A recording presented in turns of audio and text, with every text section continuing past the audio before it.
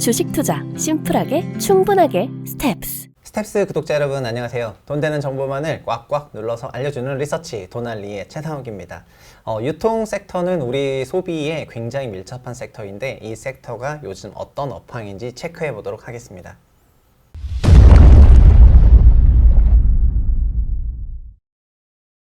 네, 오늘은 하나투자증권의 유통섹터 담당하시는 이진협 애널리스트님을 모시고 백화점, 면세점, 그런 편의점 이런 채널별로 어떤 업황인지 또 이런 변화 속에서 투자 기회가 있는지 한번 찾아보도록 할게요. 안녕하세요.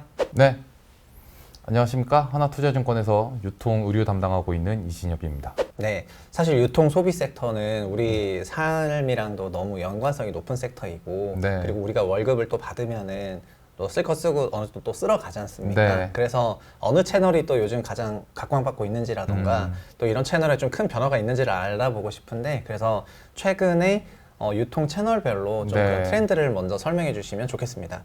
아무래도 지금 현재 물가가 워낙 높고 금리도 높은 상황이고 주머니 사정이 팍팍해지다 보니까 소비에 대해서 우려가 좀 많으신 상황인 것 같습니다. 실제로 백화점 같은 경우에 작년에 워낙 성과가 좋았었는데 올해 같은 경우에는 작년에 기저가 좀 높다 보니까 아무래도 성장률이 조금씩 둔화가 되고 있는 상황이라고 봐주시면 될 것 같아요.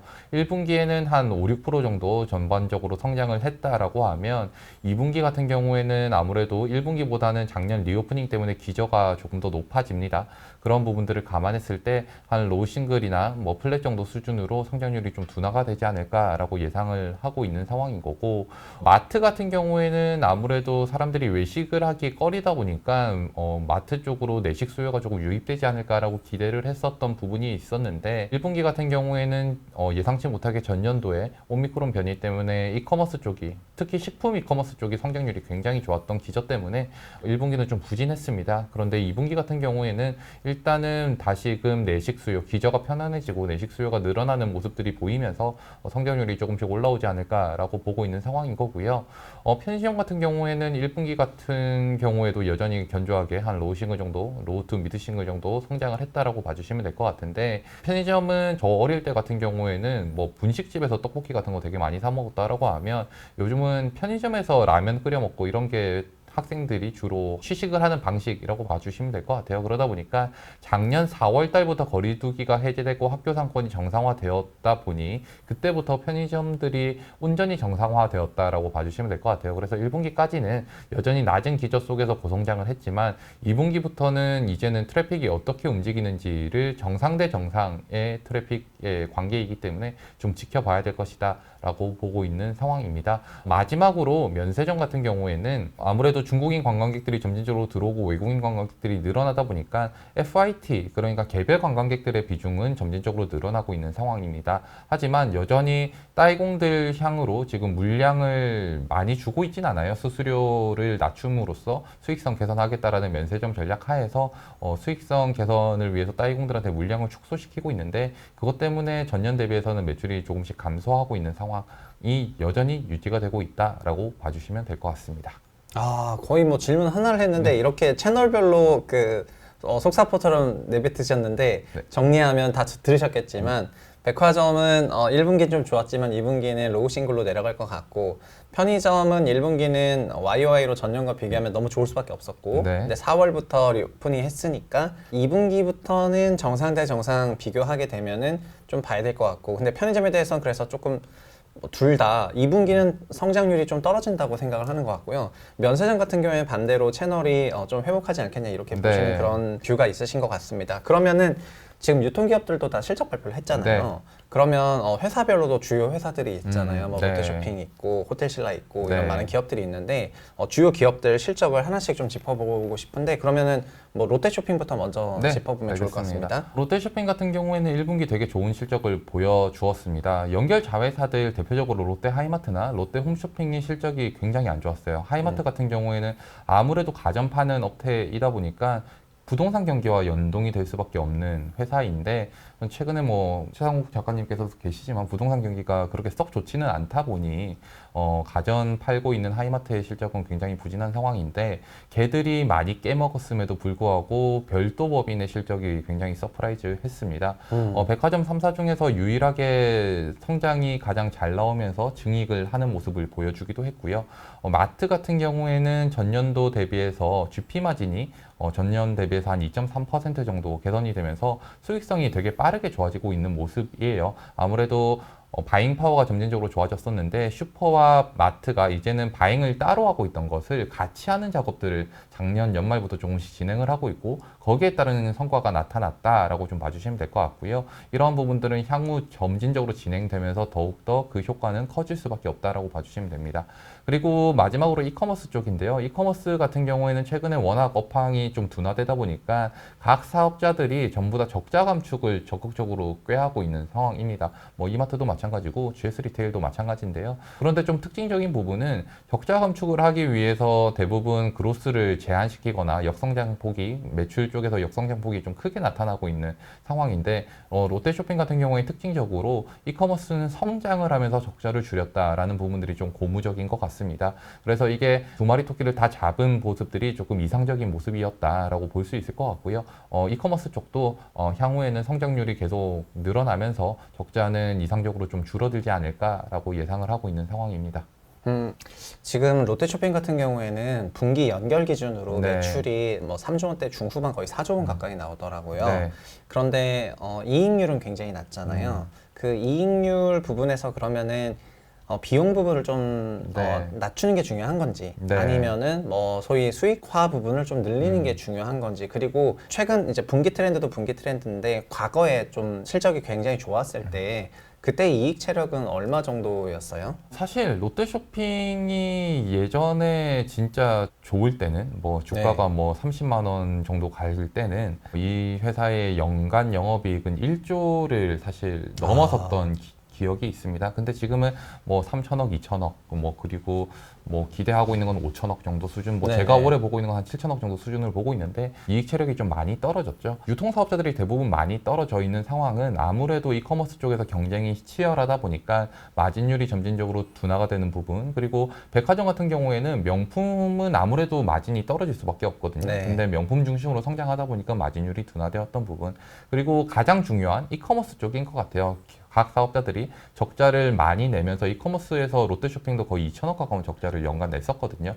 그런 적자들이 많이 나오면서 전사 영업 수익성을 갉아먹었던 상황이라고 봐주시면 될 것 같은데 가장 먼저 중요한 것은 경쟁 환경이 완화가 되는 게 가장 중요하지 않을까라고 생각을 하고 있습니다. 그리고 그런 부분들이 최근에 자금 상황이 녹록지 못하다 보니까 이커머스 사업자들이 저마다 자금 확보가 좀 쉽지 않은 상황에 놓여 있어요. 네. 그러다 보니 현금이 중요해지는 상황인 거고 적자를 크게 줄이고자 노력을 하고 있는 상황이라고 봐주시면 될 것 같고, 그러다 보니까 유통업체들 같은 경우에는 점진적으로 수익성이 경쟁 완화가 되면서 수익성이 개선되고 있는 그런 트렌드로 지금 가고 있다라고 좀 봐주시면 될 것 같습니다. 네. 근데 시가총액이 사실 2조 원대 초반밖에 안 돼서 네. 그러니까 매출은 거의 연간 16조 원인데 네네.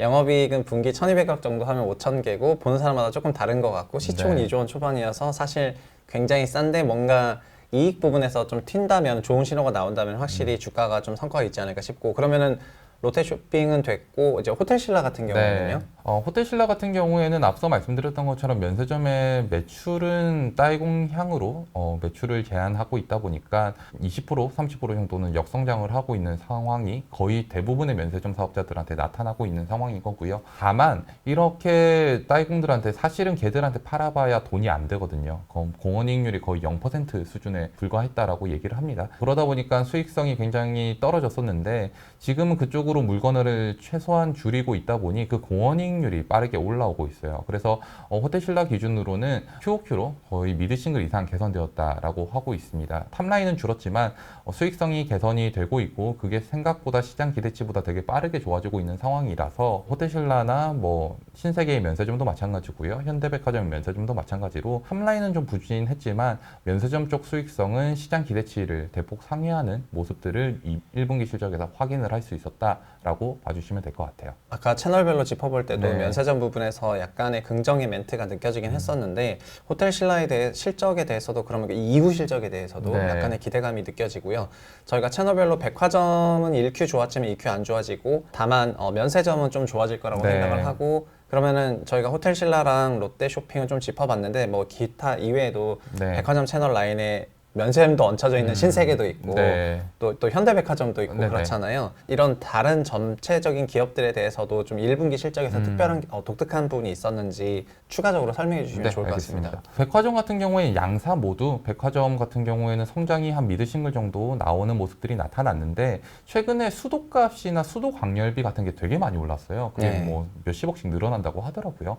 그러다 보니까 자연스럽게 비용이 많이 늘어나면서 백화점 쪽은 탑라인 성장은 견조했지만 감익이 조금씩 나타나는 모습들이 롯데쇼핑 제외한 백화점들은 좀 보였다라고 봐주시면 될 것 같고요. 반면에 앞서 말씀드렸던 것처럼 면세점들은 빠르게 수익성이 개선이 되면서 시장 기대치를 상회하는 실적을 보였고 그러다 보니까 신세계와 현백 같은 경우에는 백화점은 조금 부진했지만 면세가 수익성을 메이크업하면서 대체로 시장 기대치에 부합하는 실적을 발표했다라고 봐주시면 될 것 같습니다. 그러면 지금 굉장히 지금 재밌는 상황이 돼버렸는데 네. 롯데 쇼핑 같은 경우에는 면세점이 없잖아요. 네. 면세 사업은 호텔 롯데가 하니까요. 맞습니다. 근데 순수 면세에 제일 가까운 거는 호텔 신라이고요. 네. 그리고 백화점 사업은 1분기 하이 싱글이긴 했는데 일단 사실 뭐 명품이라든가 이런 거 마침 나와서 마진은 좀 좋지 못했고 그래서 네. 신세계나 현대백화점은 뭐 걸쳐는 있는데 네. 백화점으로 신세계는 백화점이에요, 면세예요? 살짝 헷갈린데. 사실 시장에서는 면세로 바라보고 있는데 최근에 호텔신라의 주가는 굉장히 양호했을 거거든요. 근데 백화점 사업자들 거의 코로나19 수준의 주가에 불과합니다. 네. 그 정도로 빠져 있는 것은 사실 과거에는 백화점과 면세점 간의 주가는 동행을 했었지만 그렇게 동행을 했다는 얘기는 시장에서 얘들을 면세점으로 봤다라는 얘기인 거죠. 그런데 지금은 철저하게 백화점으로 보고 있는 상황인 것 같아요. 아니 뭐 완전 여기 붙였다 저기 붙였다 네. 약간 그런 거네요. 그럼 정리하면 네. 호텔 면세 라인의 호텔 신라 네. 그리고 신세계, 네. 현백, 백화점 라인으로 가면 롯데 쇼핑이 롯데 있는 쇼핑, 거잖아요. 여기서 그러면은 제일 선호하시거나 그러니까 앞으로 좀 투자 전략상 좋게 봐야 될 뭐 그룹은 어느 그룹이 되는 걸까요? 사실 이렇게 쫙 펼쳐주셨는데 네. 저는 개인적으로 다 좋아합니다. 아 그래요?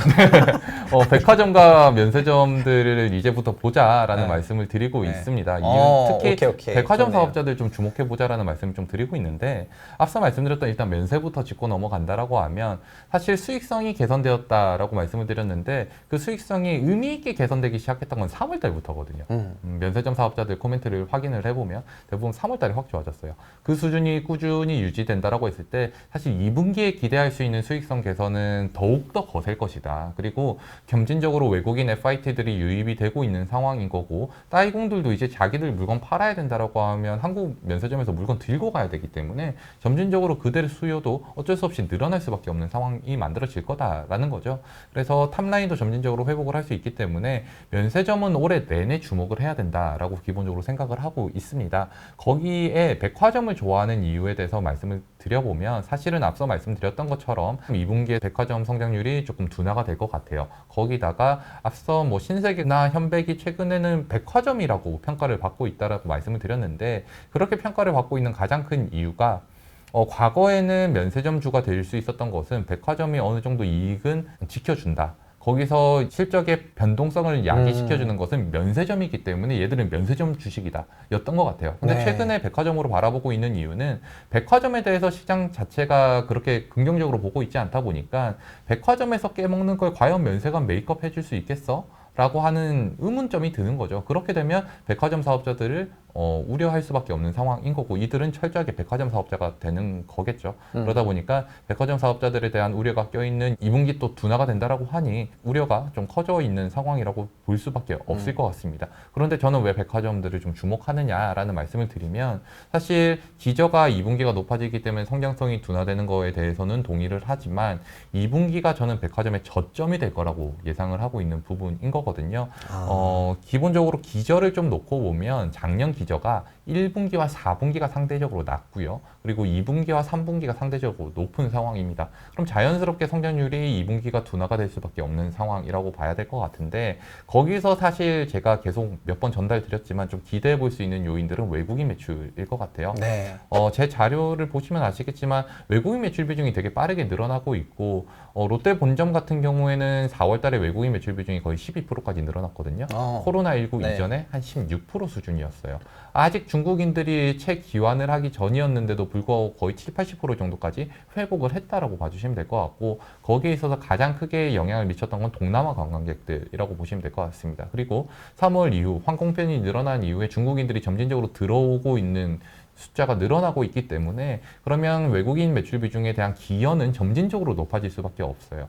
그리고 거기에 따라서 기존점 성장을 기여하는 게, 지금 외국인 매출 비중이 백화점 전체적으로 한 2% 정도 2-3% 정도 선으로 높아져 있는 상황인데, 이게 1% 정도 늘어나면 기존점 성장을 기여하는 게 한 2% 정도 된다라고 보시면 될 것 같습니다. 그러다 보니까 점진적으로 외국인 매출 비중이 5%가 된다라고 했을 때는 앞으로 기여하는 포인트가, 그럼 지금 2%니까 뭐 6% 정도까지도 기존점 성장에 기여할 수 있는 상황인 거거든요. 그랬을 때 2분기보다 3분기가 외국인들이 더 많이 들어오는 건 자명하겠죠. 그렇다라고 하면 백화점의 성장률은 매출 비중 증가하면서 점진적으로 우상향이 가능할 것이고, 거기다가 앞서 기저를 정리해 드렸지만 2, 3분기보다는 또 4분기가 상대적으로도 낮습니다. 그러면 점진적으로 백화점의 성장률은 2분기를 저점으로 하반기부터는 점진적으로 우상향하는 그림으로 갈 수 있다라고 봐주시면 될 것 같고, 백화점 성장률이 우상향을 하게 된다라고 하면 아무래도 백화점에 대한 우려는, 시장의 우려는 불식이 되지 않을까라고 예상을 하고 있어요. 그래서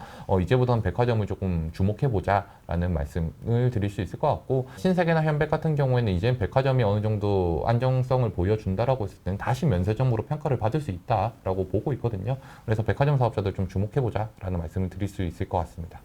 근데 사실 그 유통 섹터가 어떻게 보면은 굉장히 밸류에이션 상으로는 저평가를 받고 네. 있어서, 그 저평가를 받는 여러 가지 이유들이 있을 법한데, 근본적으로는 사실 그 이커머스에 있었던 아까 말씀하셨던 굉장한 경쟁 과잉으로 네. 인해서 이 엄청나게 숫자를 까먹고 있었던 그런 비즈니스였던 것 같아요. 네. 근데 저도 생각을 해보면은, 저는 시멘트 산업 같은 것도 했었잖아요. 시멘트 산업도 또 우리나라 7개 기업들이 하고 있는데, 네. 뭐 자기네끼리 뭐 몇 날 몇 시에 잘 모여가지고 어마어마하게 그 서로 좋은 얘기를 하고 막 이러면서 나중에 과징금 벌금 엄청나게 네. 받는데, 유통은 정말 말 그대로 무한 경쟁에 서로 거의 제살 깎아먹으면서 네. 하는 걸 보면은 정말 굉장히 자기 파괴적이었던 그런 경쟁이었던 건 조금 같습니다. 네.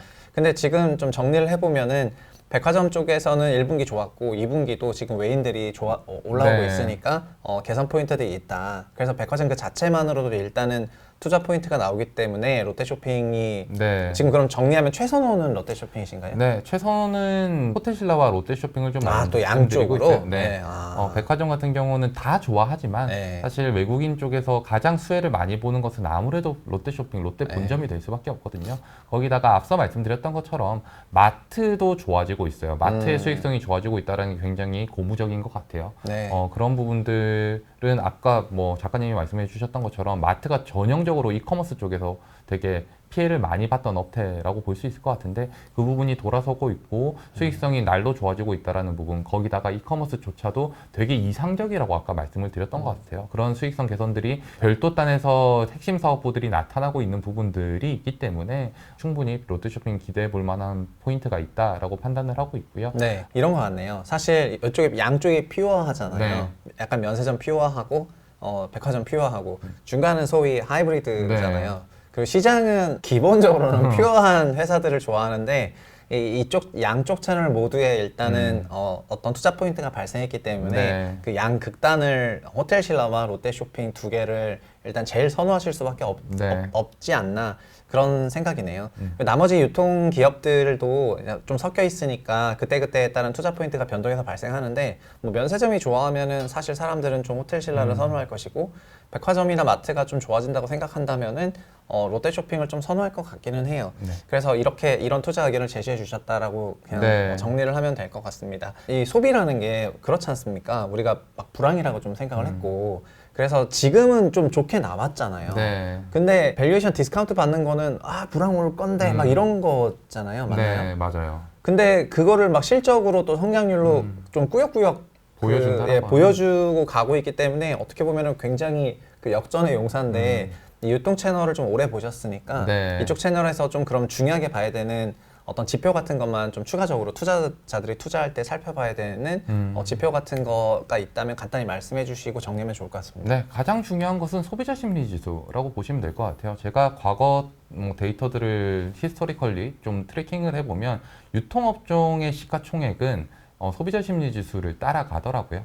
사실 유통업종의 주가가 조금 더 선행을 하긴 하는데 기본적으로 따라간다, 동행을 한다라고 보시면 될 것 같습니다. 그렇기 때문에 그 지표가 반등을 하는 것이 굉장히 중요한 지표라고 봐주시면 될 것 같고요. 그 부분들이 아무래도 사람들이 어떻게 소비를 바라보고 있는지에 대한 지표이기 때문에 그 지표를 가장 중요시하게 보시는 게 가장 중요하지 않을까라고 판단을 하고 있습니다. 네, 그럼 소비자 심리 지수가 어떻게 보면 이런 유통의 그 소위 선행 지표격으로 그렇게 판단하시면 될 것 같고 그 선행 지표 보고 좀 돌아서는데 그 다음부터는 뭐 실적이나 이런 거를 체크하면 되니까 그렇게 유통 섹터에 대해서 투자 그 지식을 체계해 놓으면 되겠네요. 네, 알겠습니다. 오늘 나와주신 분은 하나투자증권의 유통 섹터 담당하는 이진엽 애널리스트님이신데요. 저희가 그냥 막연하게 소비가 좀 좋지 않다 아니면 안 좋아지지 않겠느냐 이런 부분이 있는데 유통 개별 채널별로는 확실히 달라지는 그런 요인들이 있다는 것을 오늘 좀 정리를 해봤고요. 그리고 면세와 백화점 양쪽이 어쨌든 서로 각각 다른 그런 투자 포인트가 있다는 것이 굉장히 독특한 포인트였던 것 같습니다. 그래서 보통 면세를 좋아하시거나 백화점을 좋아하시는데 양쪽을 다 좋아한다는 부분에서 어떻게 보면 더 좋은 솔루션일 수도 있다는 그런 생각이 되고요. 오늘 고생해주신 분은 이진엽 애널리스트님이시고 저희는 인사를 다 같이 하고 그렇게 끝내도록 하겠습니다. 감사합니다.